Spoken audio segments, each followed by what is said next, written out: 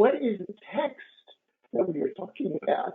And how is it that different religious communities have different texts for the Bible? And, we recognize that. And it's not super important for us to say, oh, which text is right, which text is earliest, but rather to understand both the diversity of the text that you have and the diversity of interpretations that you have. And sure, if you really just look at that diversity, it's very perplexing. But one of the things that we try hard to do in the book is to explain why that diversity exists by being very self-conscious about different lenses that could be used about the text. And I hope that will make people a little less perplexed. And a little less hostile. So that at the end they might say, well, I don't agree with that reading, but I can see where you got it. I can see the logic behind it. And that's the beginning of a type of respect. We're not looking for a lowest common denominator. Everybody agrees to the same pablum, because that's a disservice to the Bible. It's a disservice to religion, and it's a disservice to brains. But we are attempting, to use Marc's language, to get people to look through other lenses. And that can be somewhat, if you change prescriptions, that can be somewhat disorienting. But when you get used to it, then you begin to see things you had not seen before. Certain things get magnified. Other things that had been magnified are now a little bit less clear. So we look at the history, we look at the various traditions.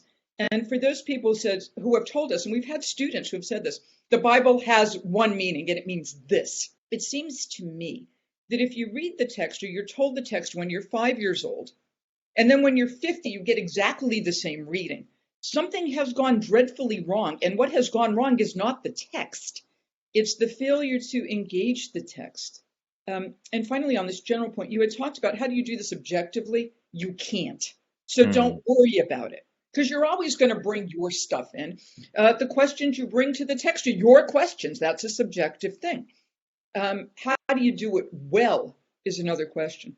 So you acknowledge your lenses, you acknowledge your subjectivity, and then if you really want to appreciate the Bible, go see what somebody with whom you disagree historically or religiously, go see what that person says, instead of, as we in our own culture so often do, just listen to people who agree with us.